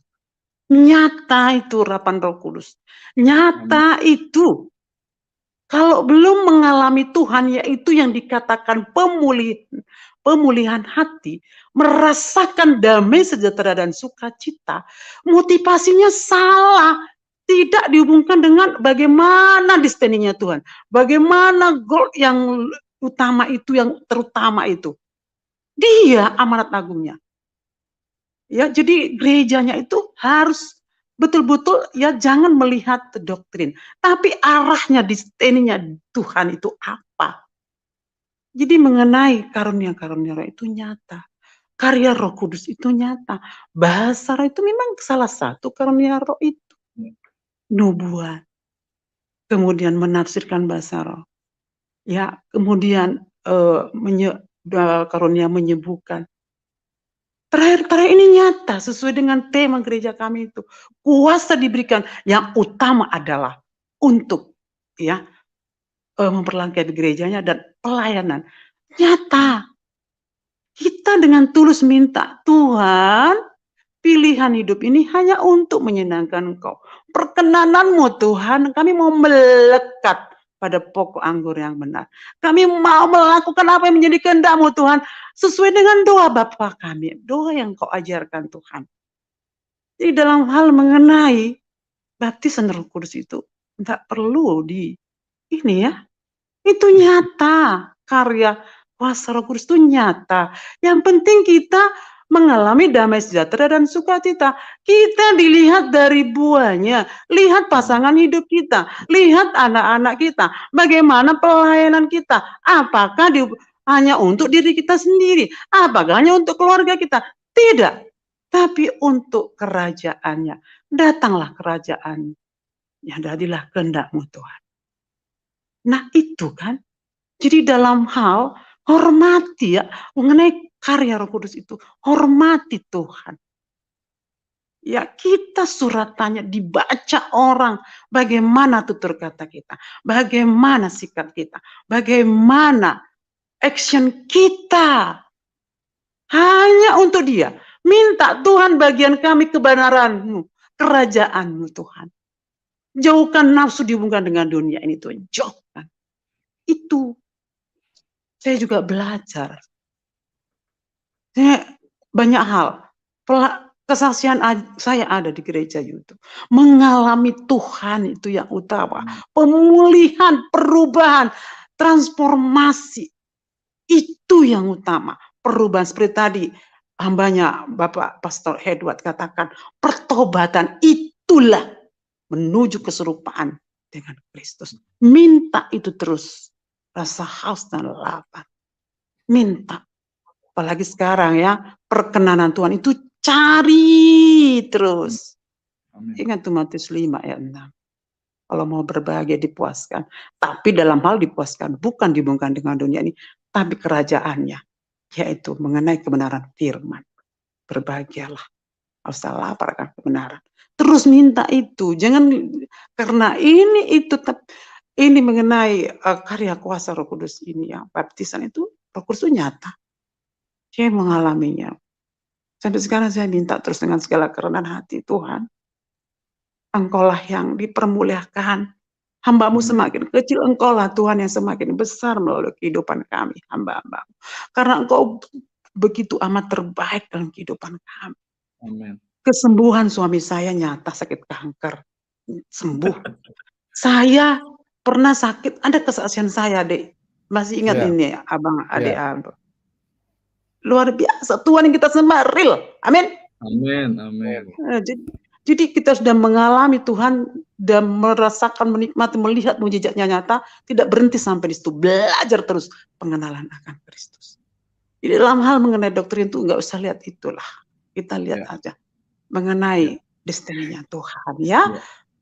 Jadi real itu mengenai karunia-karunia Roh itu untuk memperlengkapi gereja, melayani. Oke, terima kasih. Mungkin orang yang suka membicarakan Roh Kudus, ngata-ngatain atau yang itu dia belum pernah merasai mujizat mungkin Bu, atau dia mungkin belum merasai kuasa Tuhan yang dalam pelayanannya atau dalam apa. Jadi dia anggap Roh Kudus itu hanya pribadi ketiga yang tidak berarti, padahal equal itu loh Bu, Bapa, Yesus, Roh Kudus itu ada sama loh itu kuasanya. Jangan dikira. Iya. Kalau lihat mujizat Tuhan nggak ada habis-habisnya Bu. Kudus. Iya. Jadi hormatilah ya, rendah hati saja. Begitu. Kalau saya bisa tambahkan lagi, Roh Kudus itulah yang memimpin kita setiap hari. Kita berdoa dengan keluhan-keluhan yang tidak diucapkan itu ditolong oleh Roh Kudus. Yang Yesus, Roh yang membangkitkan Yesus dari antara orang mati itu tinggal di dalam kita. Betapa dahsyatnya kita gitu. Makanya kalau orang-orang punya Roh Kudus di dalam hatinya, Roh yang sama membangkitkan Yesus adalah Roh Yesus itu sendiri. Nggak mungkin dia sembarangan mengata-ngatai walaupun dia nggak percaya atau dianggap dia itu semuanya bikin-bikinan. Saya juga kurang setuju kalau pendeta suka memaksa orang untuk berbahasa roh. Itu nggak ada di Alkitab. Itu tidak Alkitabiah memang. Kalau orang memang sudah dibaptis Tuhan, dia rindu, nanti dia akan bisa dengan berbicara. Nggak usah di guiding atau diajar-ajarin. Jadi orang-orang yang nggak mengerti akan menghakimi, akan mengata-ngatai. Itu juga yang membuat kita ini kadang-kadang terlalu overacting gitu loh. Kalau melayani apalagi KKR ya. Saya kebetulan sering ikut KKR Gembala. Saya itu udah di 200 kota, hampir 300 kota di Indonesia ini saya sering ikut beberapa puluh kali lah ya. Dan itu nggak pernah dipaksa orang, ayo ikut-ikut. Ada lagi juga anak pendeta besar, masih muda, mengajar-ngajar yang begitu. Bagi saya ini semua euforia apa ya? Euforia pengen jadi selebritis rohani atau gimana ya Pak Yosef? Ya. Itulah. Ya, saya juga pernah itu di ini juga melalui channel, lupa saya, maaf, nggak perlu saya sebut ya. Ya, dari doktrin yang berbeda mengenai bahasa roh. Ya, dia ini juga nggak dia terima begitu. Mengenai audible itu betul, saya itu pernah mendengar suara Tuhan. Nggak juga ini dia. Yang penting kita damai sejahtera, saya ngomong gitu. itu ya udah saya nggak mau berdebat, udah ya serahkan kepada Tuhan aja. Itu sudah ya serahkan Iya, pada Tuhan. saya setuju Ibu Delima dan Pak Sinaga, orang kalau nggak pernah mengalami bersama Tuhan, nggak usah komentar, apalagi menjelek-jelekan atau menghakimi atau seakan-akan di mimbar itu dengan teriak-teriak, apa itu dipakai dipraktekkan dengan kuraba-raba si raba-raba. Iya, kadang dipraktekkan, aduh Tuhan ampuni. Saya Padahal itu benar, karunia, Tiga kan itu raba-raba. karunia roh itu. Tapi ya kita lihat aja lah, kan segala sesuatu ada waktu, segala sesuatu akan indah pada waktunya. Pengkhotbah 3 bilang, tapi ada Amin. juga waktu untuk apa? Ada waktu lahir, ada untuk mati, ada untuk tenggelam nanti. Sekarang ada untuk bersinar, ada untuk redup juga gitu. Tapi makanya berhati-hatilah. Melayani Tuhan itu adalah panggilan tertinggi dalam hidup ini. Jadi jangan sembarangan. Saya kalau mau di sekuler ini mau cari panggilan apa, mencari yang tertinggi bisa, tapi karena nggak ada lagi yang melebihi jabatan panggilan tertinggi, itulah melayani Tuhan, Raja di atas segala raja. Makanya kalian yang sudah dipanggil sebagai hamba Tuhan, sebagai jemaat, penginjil, pengajar, guru, gembala, apapun panggilan kalian, ayo hormati Roh Kudus yang ada di dalam hati kalian. Itu dimeteraikan. Iya. Jangan pernah ada orang bilang, kalau kita berbuat dosa, Roh Kudusnya keluar. Enggak, Roh Kudus itu lo mau sampai mati, kecuali lo menyangkal dia, baru dia meninggalkan kalian. Tapi kalau kalian tetap berbuat dosa pun, roh itu ada tetap di sini, tapi dia akan padam. Tapi kalian, bagaimana caranya roh itu supaya bangkit penuh? Ya baca firman, pujian, penyembahan, hidup kudus, jujur dan benar, lakukan firman Tuhan. Gampang kalau ada Roh Kudus yang menolong kita. Kalau dengan kekuatan sendiri, nggak akan mampu. Saya ini kehidupan sekulernya lebih, pekerjaan saya itu menanggung banyak resiko gitu loh. Bukan resiko yang berbahaya aja, resiko pergaulan, resiko kehidupan bebas, resiko kehidupan kenikmatan duniawi ini bisa gitu. Tetapi karena saya menghormati Roh Kudus, saya mengasihi dan mencintai istri saya, makanya saya diluputkan dari segala sesuatu yang tidak benar, yang bukan dari Tuhan begitu. Haleluya. Oke, saya kasih komentar sedikit dulu karena mereka begini ya. Yang anti dengan dengan karunia bahasa roh itu mereka kerap kali berkata, ya nggak bisa dong berbahasa roh rame-rame. Ayatnya ini, ya kasih ini ya. Kita akan baca dulu ya, nggak apa-apa ya. Ayat berapa Pak? Biar saya tayangin sini. 1 Korintus 14 ayat 27. Oh yang tadi ya. Ya silakan. Jika ada yang berkata-kata dengan bahasa roh, biarlah 2 atau sebanyak-banyaknya 3 orang, seorang demi seorang, dan harus ada seorang lain untuk menafsirkannya. Mereka berkata begini, ini harus 2 orang, 3 orang yang berbahasa roh. Tapi kita lihat konteksnya, orang yang berkata-kata dalam bahasa roh itu kemana? Kepada siapa? Kepada Allah atau kepada manusia? Kepada Allah, Pak. Nah, di sini di sini kita lihat di TS ini, kalau ada yang ingin berbicara kepada jemaat, ya dikatakan kalau ada yang ingin berbicara kepada jemaat dengan menggunakan kemampuan rohani berbahasa lain atau bahasa roh itu, ya maka hanya diperbolehkan 2 atau paling banyaknya 3. Jadi kalau kita berbahasa roh itu ya kepada jemaat ini. Nah, itu kan artinya bahwa Roh Kudus sedang memberikan atau membangun jemaat itu. Nah, itu yang harus ditafsirkan, harus ada orang yang menafsirkan hal itu. Ya, ilham dari Roh Tuhan itu yang membukakan rahasia bagi jemaat Tuhan itu harus 2 orang atau 3 orang. Itu tepat, tapi dia sedang berkata-kata atau memberikan suatu ilham roh. Maka harus ada yang menafsirkan ilham roh itu supaya dibangunkan jemaat itu. Atau ditegur jemaat Tuhan itu. Nah inilah dia konteksnya. Jadi tentang ketika para rasul itu dibaptis dengan bahasa roh. Yang mereka 120 orang di loteng itu. Di Yerusalem mereka berbahasa roh semua. Tapi mereka sedang berbahasa roh kepada Allah dan juga ada yang dimana pada saat itu ya orang mengerti bahasa itu. Nah, 3.000 orang juga berbahasa roh tidak apa-apa. Tapi dimaksud dalam 1 Korintus 14 ayat 27 ini adalah 2 orang atau 3 orang ini adalah yang dia katakan di sini katanya. Kalau ada yang ingin berbicara kepada jemaat dengan menggunakan kemampuan rohani berbahasa lain atau bahasa lidah, maka hanya diperbolehkan 2 atau paling banyak 3 orang saja. Hendaklah mereka bergiliran, dikatakan hendak mereka bergiliran dan harus ada yang menafsirkannya. Jadi inilah bagian yang dimana harus kita pahami bahwa karya Roh Kudus yang teratur itu ya sudah dipolakan di dalam 1 Korintus itu. Ketika kita berbahasa roh kepada jemaat, Roh Kudus mendorong kita, namun kita tidak diberikan untuk menafsirkan karunia bahasa roh, disitulah kita harus minta.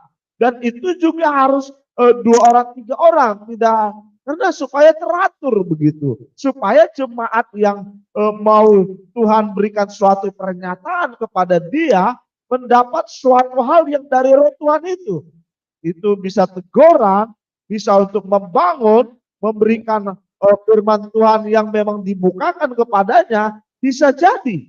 Nah, itulah hal yang dimana untuk 2 orang, 3 orang berbahasa roh. Nah, perkaranya adalah dia berbahasa roh untuk hal kepada jemaat, tapi kepada Allah ya dikatakan lagi itu berbeda lagi. Jadi kalau kita dalami karunia bahasa roh ini, sangat banyak perkaranya. Bahasa roh juga untuk berdoa. Ya, kita lihat di dalam 1 Korintus 14 ayat 2 ya, kegunaannya ya berdoa juga. Siapa yang berkata-kata dengan bahasa roh tidak berkata-kata kepada manusia. Nah, ini tidak berkata-kata kepada manusia, tetapi kepada Allah. Nah, bahasa roh juga tidak berkata-kata kepada manusia, tetapi kepada Allah ada juga. Nah, ini harus kita bedakan juga ya. Sebab tidak ada seorang pun yang mengerti bahasanya, oleh roh ia mengucapkan hal-hal yang rahasia. Nah, di dalam 1 Korintus 14 ayat 13 sampai 17 inilah ya dikatakan bentar ya. Karena siapa yang berkata-kata dengan bahasa roh, ia harus berdoa supaya kepada diberikan juga karunia untuk menafsirkannya. Sebab jika aku berdoa dengan bahasa roh, maka roh pula yang berdoa. Jadi di sini kita berbahasa lidah juga kegunaannya untuk berdoa. Ya, kita berbahasa roh juga membangun roh kita. Berbahasa roh juga untuk jemaat. Nah, ada hal di sini makanya kita harus teliti firman Tuhan, jangan asal menyala-nyalakan sesat, tidak mengikuti apa yang dikatakan Rasul Paulus, padahal sebenarnya dirinya lah yang tidak mengerti firman Tuhan, sehingga semuanya dianggapnya sesat, padahal dia sendiri yang sesat, begitu loh. Makanya kita jangan menghakimi kalau tidak melihat perkara yang dimana kita nyatakan itu, kita teliti dulu, baru kita nyatakan. Jangan seperti burung beo, ya burung beo itu Tuhannya katakan katanya gitu ya. Kita ikut-ikutan, tidak meneliti firman Tuhan. Begitu apanya kira-kira. Begitu Pak Yosef. Kalau saya pikir sih dia bukannya sesat, dia mainnya kurang jauh Pak. Mungkin mainnya cuma sekitar situ aja. Jadi saya lanjutkan lagi, saya tadi diteruskan di 1 Korintus 14 saya baca nih. Di ayat 39 bilang gini, karena itu saudara-saudaraku, usahakan dirimu untuk memperoleh karunia nubuat, bukan karunia berbahasa roh. Dan janganlah melarang, sekali lagi saya katakan, jangan melarang orang yang berkata-kata dengan bahasa roh. Pak Pendeta, jangan melarang orang-orang yang berbahasa roh. Tetapi segala sesuatu harus berlangsung dengan sopan dan teratur. Kan ada dorea, ada karisma. Ada berbicara untuk membangun roh kita, ada berbaca karunia bahasa lidah untuk ditafsirkan. Jadi jangan rancu Pak, katanya SPH. Gimana? Saya aja nggak lulus. Iya, makanya saya bukan SPH. Saya nggak lulus nih. Saya nggak lulus, tapi saya belajar lah, Roh Kudus yang ngajarin. Jadi janganlah menghakimi. Saya lagi juga kalian aliran-aliran dari yang nggak percaya mujizat, nggak percaya bahasa roh, nggak percaya apa, yang juga hanya firman-firman berdasarkan dengan filsafat. Udahlah, Tuhan itu kan maha kuasa, maha besar. Jangan dibatasi dengan otak kalian yang segede bakpao itu. Jangan terlalu sombong, arogan.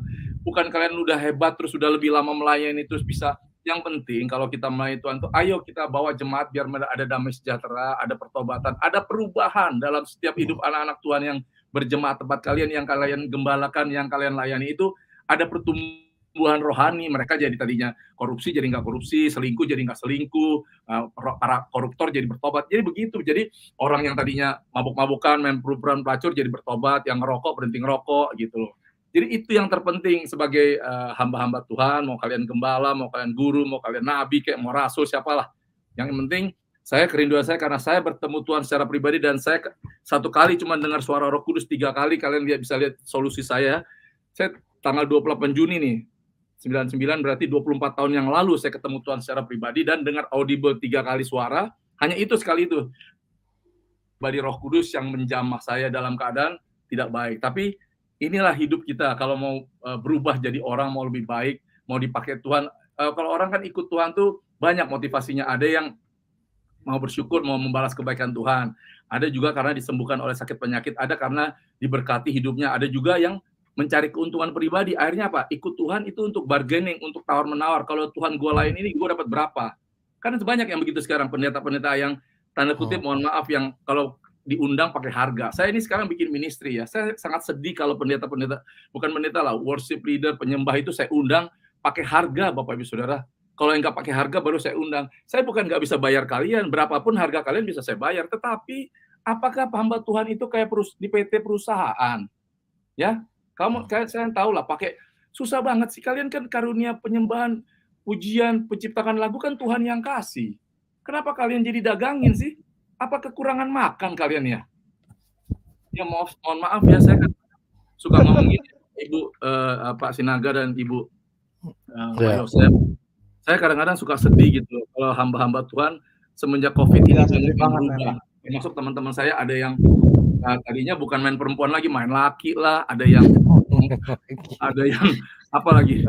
Aduh, sakit kepala saya kadang-kadang, kenapa bisa begitu ya? Kalian berdoa lah, punya hubungan hati yang intim sama Tuhan tuh, pagi-pagi jangan buka HP, bangun tidur itu cari Tuhan, carilah dahulu kerajaan Allah dan kebenarannya, maka nanti semua akan mengikuti. Jangan bangun tidur belum apa-apa udah cari kangtau, cari apa. Itu yang dari saya. Hormati Roh Kudus yang ada di dalam hati kita. Dia tahu apa yang kau rancangkan dalam hidupmu, dia tahu pelayananmu sampai kemana, dia tahu kapan kau akan jatuh atau kapan kau akan bangkit dipakainya. Gitu Pak Yosef. Oke, baik.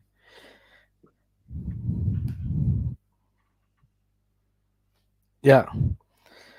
Jadi ini nanti kalau didengar sama beliau gimana juga ini, agak ini juga sih.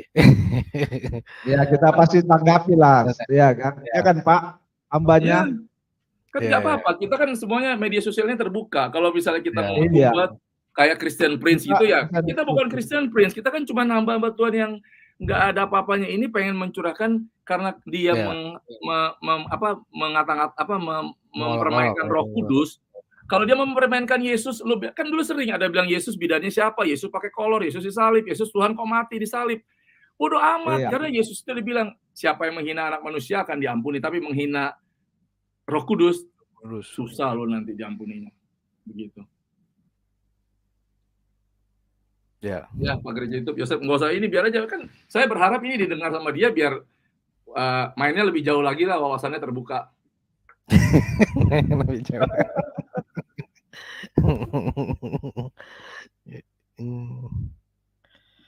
Ya. Jadi ditanggapi tadi hambanya tadi ya Pak Yosef, benar ya. Tepat sekali dikatakan hambanya itu bahwa dari buahnya lah kita memahami pengajaran orang lain itu dari Yesus atau tidak. Buahnya seperti bagaimana? Adakah perubahan di dalam kehidupannya? Bukankah hamba Tuhan itu ya tujuan utamanya adalah memberitakan Injil supaya jemaat itu berubah menjadi segambar dengan Yesus Tuhan kita atau anaknya yang kekasih, Logos firman Tuhan itu. Nah, makanya kepada saya lah. Nah, ketika saya dahulunya tidak bertobat, saya itu dari narkoba. Nah, ketika saya dari narkoba itu, saya ini masuk ke ranah kegelapan yang mengerikan, sehingga banyak perkara yang tidak perlu saya ungkapkan ya, yang mengerikan begitu yang saya perbuat karena saya dipengaruhi oleh narkoba itu. Nah, namun ketika saya dipanggil Tuhan, ya, dan disembuhkan Tuhan, ya. Waktu itu saya menyadari bahwa memang benarlah bahwa karena kan hati nurani kita itu sebenarnya tidak mau kita untuk berbuat jahat. Ya. Nah, karena hal itu saya dengan kekuatan saya ingin berubah tapi tidak bisa berubah. Nah, namun perkaranya ketika itu saya diinjili begitu ya, diinjili. Nah, saya dibawalah ke gereja karismatik, didoakan saya sembuh. Nah, saya seorang yang jahat itu berubah. Saya seorang pecandu narkoba, alkohol berubah. Saya juga dulu kalau narkoba itu begini. Saya bisa menciptakan narkoba itu ya menggabungkan ya efeknya itu ya untuk membuat orang berani semisalnya atau orang setengah-setengah bisa. Nah, tapi perkara itu kan merusak begitu. Nah, itulah yang terjadi kepada diri saya. Nah, ketika Tuhan jamah saya, itu hilang. Nah, perkaranya saya dikatakan semisalnya lah itu sesat, gereja sesat. Bagaimana bisa gereja sesat yang kerasukan setan hidupnya bisa berubah? Ya, yang dulunya sakit jantung, sakit leper dan segala macam semua sudah komplikasi dalam tubuh saya sembuh sampai saat ini saya kuat sehat. Amin. Itu mujizat Tuhan, itu mau dikemanakan? Kalau itu perkara setan, bagaimana setan mau mengubahkan yang kita ini suka dulunya membunuh, tidak membunuh lagi. Ya. Nah, perkaranya ini yang harus dilihat hasilnya atau buahnya itu yang kita lihat. Benarkah itu karya Roh Kudus? Karya Roh Kudus pasti menginsafkan, memberikan kita pertobatan. Saya berbahasa roh, dulunya perkataan saya kotornya minta ampun. Ketika saya berbahasa roh, saya tidak pernah lagi berkata kotor. Jadi buahnya kenapa? Nah, bagaimana bisa kamu katakan saya kerasukan setan? Orang yang kerasukan setan pasti perbuatannya, akal budi pengertiannya itu rusak banget begitu, gelap banget. Nah, saya juga melihat perkara Roh Kudus membangkitkan orang mati. Nah, bagaimana bisa orang mati dibangkitkan oleh setan? Gak bisa. Cara kebangkitan itu adalah perkara Tuhan yang melakukannya. Setan tidak bisa. Nah, bagaimana Anda menuduh bahwa bahasa roh itu sesat, bahwa bahasa roh itu adalah orang yang kerasukan setan? Ya logika Anda. Kalau kita main logikanya begitu. Makanya saya katakan dengan tegas kepada saudara saya, siapapun mendengarkan ini, yang anti dengan bahasa roh, ya, Anda sedang diselewengkan supaya Anda tidak mendapat karunia Roh Kudus itu. Dalam tanda petik karunianya itu adalah hati kita diubahkan, ya, pikiran kita diubahkan, jiwa kita diubahkan kemana? Menjadi segambar dengan Kristus. Apa sih karakter Kristus? Yaitu kasih itu kan. Di sana Amin. kita dibawa. Kesabaran, kekudusan. Nah, bagaimana dulunya saya terikat banyak ya. Bukan hanya perkara narkoba. Banyak lagi namun dilepaskan oleh Roh Tuhan itu sendiri. Dan bagaimana Anda menyatakan saya itu kerasukan setan. Orang yang berbahasa roh itu kerasukan setan. Namun hidupnya berubah. Namun hidupnya menjadi sehat. Bagaimana Anda mau berlogika seperti logika Anda menyatakan saya itu kerasukan setan karena saya berbahasa roh? Nah itu dia.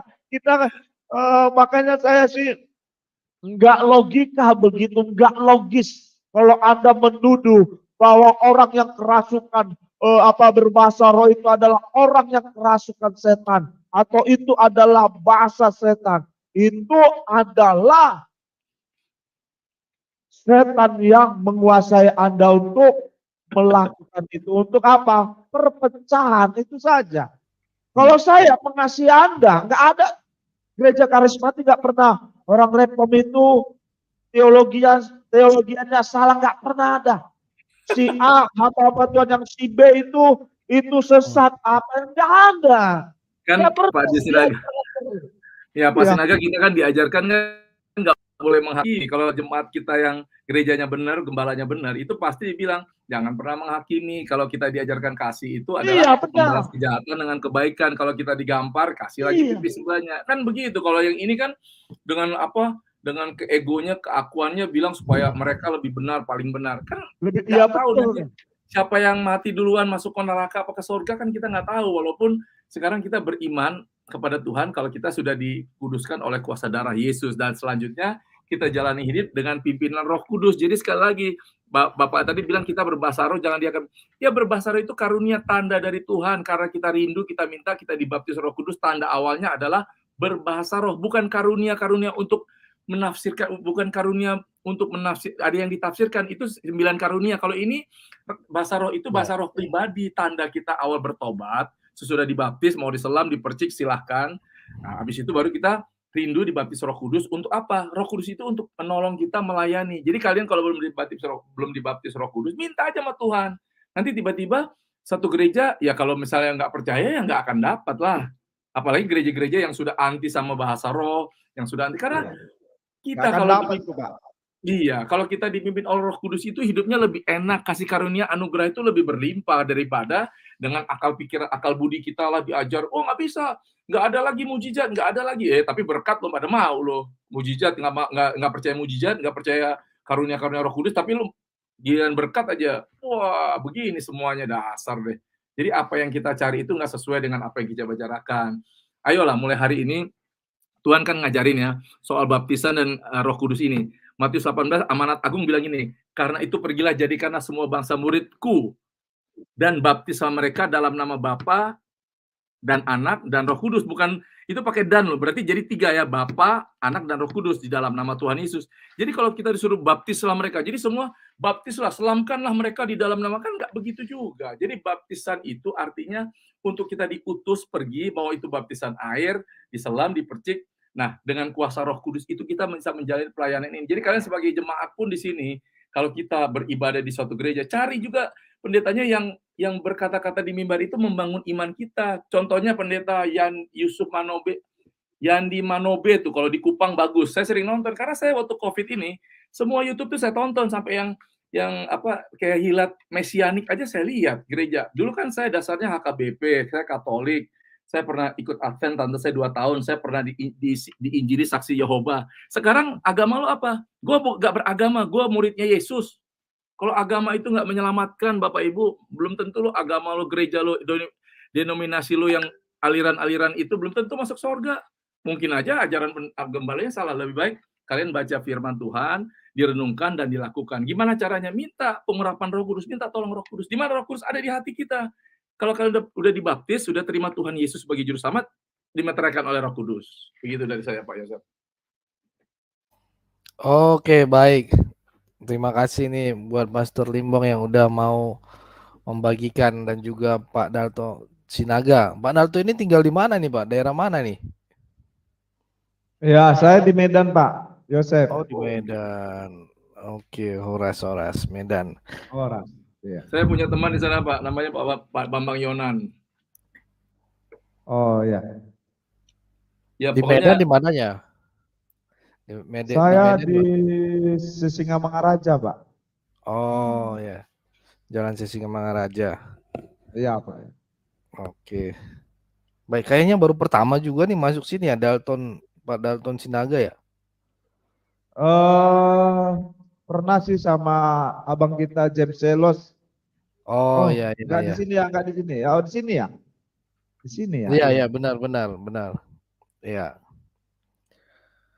Oke, mungkin Pastor Edward Limbong, kita udah sampai 1,5 jam nih. Apa kira-kira pesan yang mau disampaikan juga buat ini? Mana tahu bisa jadi nonton ya kan. Tadi sih saya lihat udah pas dibagikan ini saya kirim ke orangnya, dibilang itu ada orang bilang, oh ya udahlah. Yang penting gini loh, saya sebagai Edward Limbong sebagai hamba Tuhan juga seorang profesional yang bukannya mau mencari apapun, saya mau hanya mau membalas kebaikan Tuhan dalam melayani Dia. Ayolah kita di saat-saat sesudah Covid ini kan banyak gereja menjadi terpecah hamba-hamba Tuhan dikarenakan media sosial. Bahkan banyak yang ditangkap polisi, banyak yang lari ke luar negeri hanya karena mencari keegoan pribadinya dia. Padahal Tuhan tuh nggak disenangkan, tidak berkenan. Bahkan kalian membuka aliran-aliran baru, sekte-sekte baru yang tadi saya sebutkan. Tolonglah, jangan, kalau kalian percaya itu, saya nggak keberatan, tapi jangan mengajak-ajak mengadu domba orang dengan ajaran yang kalian buat. Apalagi di mana-mana terus-terusan yang ditaruh rekening dan juga yayasan. Itu kan motivasinya apa kalau begitu? Banyak orang-orang kita yang belum dapat pencerahan, seperti saya dulu nggak ngerti firman, sekarang sedih kalau melihat seperti ini. Bahkan pesan saya terakhir untuk closing statement ini, kalau kita mulai hari ini bermedia sosial, tontonlah channel-channel yang bermanfaat. Kalau kalian udah lihat nggak sejahtera, tinggalkan aja. Karena jangan mau dibodoh-bodohin. Mereka itu semuanya merasa diurapi, merasa oh ini Tuhan yang suruh melalui firman. Tapi kalau nggak membawa damai sejahtera, itu bukan dari Tuhan, itu dari yang tidak baik, yang tidak benar. Kalau saya, karena ini topiknya KKR di Kupang, kalau kalian tinggal di daerah timur Kupang, saya pindah ke tempat pendeta Yandi Manobe. Yandi Manobe. Masih banyak lagi. Saya juga banyak teman di Kupang lah. Ya, jadi kalau juga kalian pendeta-pendeta besar yang sudah hebat-hebat, yang sudah sampai ke luar negeri, bawa ribuan orang, punya cabang gereja di seluruh dunia, ayo introspeksi sebelum kalian jadi hamba Tuhan hebat, sebelum terkenal, sebelum kalian dielu-elukan orang, digemari atau diagungkan. Orang tergila-gila pada kalian itu menjadi penggemar kalian. Ingat dulu kalian siapa. Sebelum jadi hamba Tuhan, kalian siapa? Waktu kalian masih kerja, masih sekolah, masih belum terkenal, masih nyari-nyari pelayanan. Sekarang giliran sudah pelayanan besar, jangan terlalu menjadi selebritis rohani. Bikin acara ini, bikin acara itu, membuat orang semua bingung dengan perkataan-perkataan. Saya kemarin sidang MD ketemu juga sama satu anak muda juga, masih juga di TV seperti itu. Ayolah, kita ini kan udah mengerti, udah tamat Alkitab, udah STH, udah DTH. Bahkan yang udah DTH itu yang kemarin juga cewek juga itu di YouTube. Ada yang nari-nari. Yang itu, nah, jangankan main perempuan, main laki juga ada pendeta nih. Makanya bertobatlah kalian. Kerajaan Allah itu sudah dekat. Tuhan udah mau datang loh.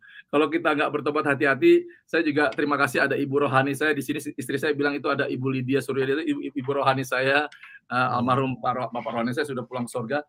Ya intinya begini ya. Kalau bermedia sosial jangan pernah mencari sensasional. Artinya kalian buat soal bahasa roh, soal baptisan. Saya kalau soal baptisan terserah lu lah. Lu mau percik kayak, lu mau selam kayak, lu mau dikepret kayak, mau disemprot kayak, terserah. Kan itu nggak buat keselamatan. Lu ingat aja Yesus waktu dia ada penjahat kiri kanan dua itu, waktu dia yang satu diterima di Firdaus, dia dibaptis nggak tuh Leo? Kira-kira nggak dibaptis itu. Masuk dia.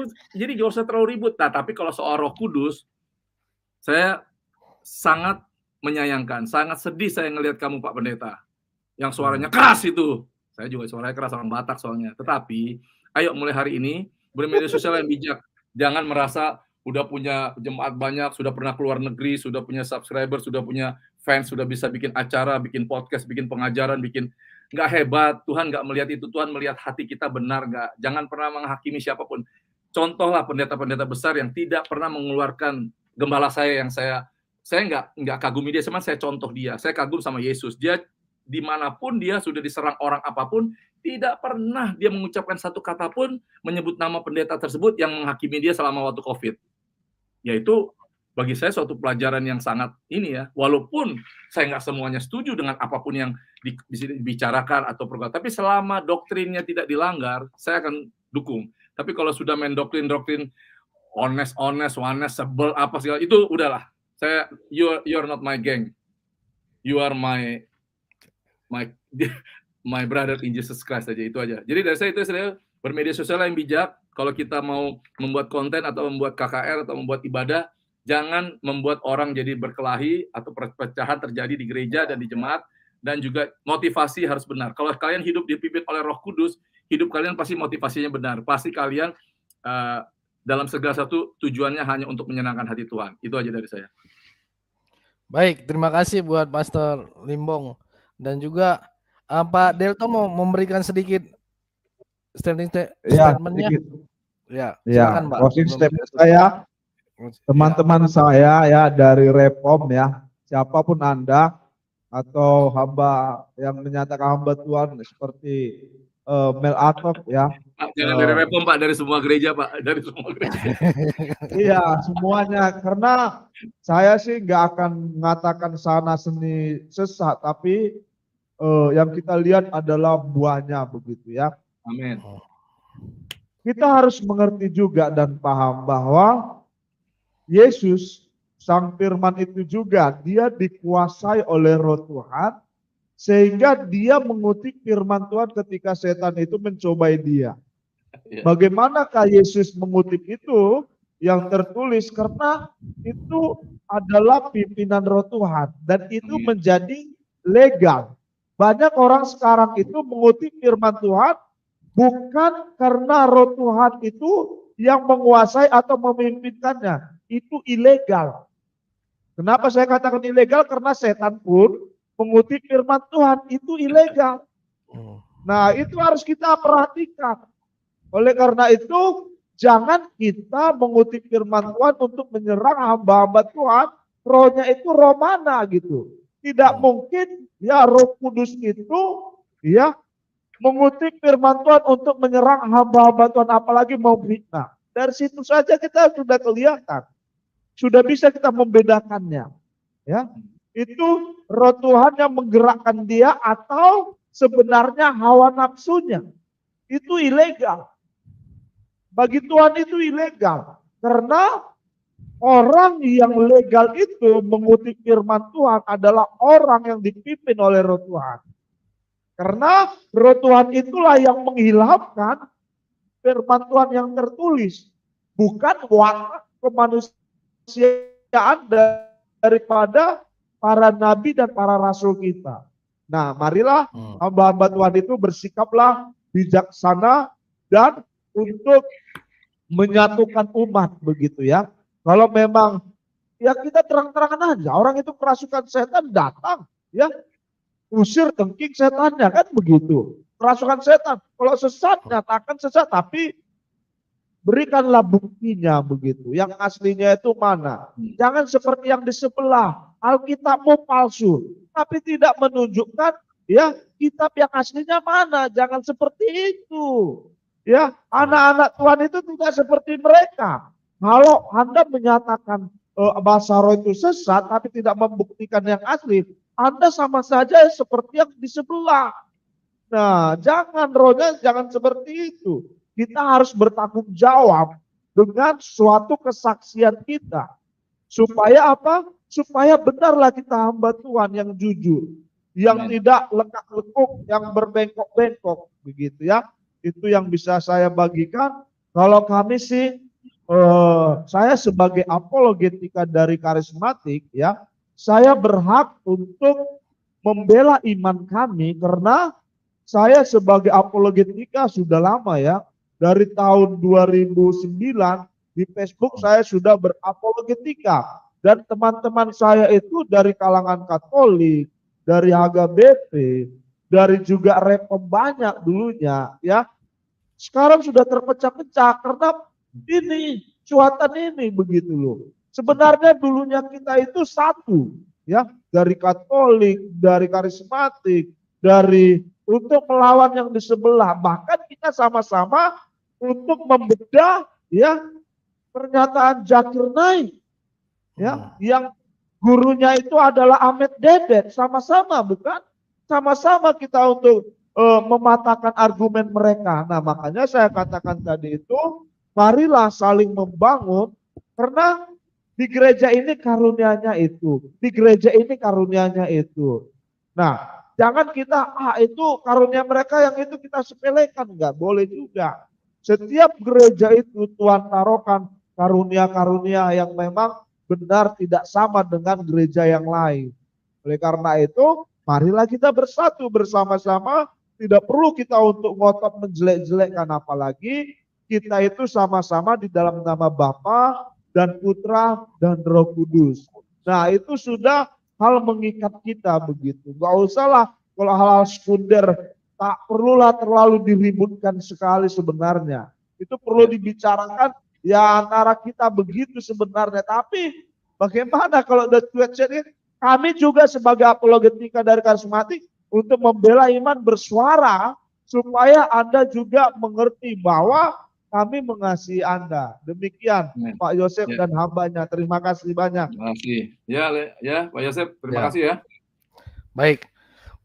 Baik, terima kasih buat Pak Dalton Sinaga dan juga Pastor Edward Limbong yang udah mau membagikan ilmunya lah ya sedikit ini tadi. Enggak membagikan keresahannya. Kalau ilmu kan banyak yang lebih hebat, ilmu betapa di gua, ilmu apa segala macam. Kita membagikan keresahan. Ya, bukan berarti kita nyenggol sana nyenggol, cuman memang harus. Enggak, gue nyenggol emang kalau ini gue nyenggol soal Roh Kudus gue nyenggol. Ya, pasti nyenggol dia. Kalau yang lain gue nggak nyenggol, tapi kalau soal Roh Kudus gue nyenggol karena kurang ajar. Kalau nggak ngerti jangan belagu dah. Baik. Aduh.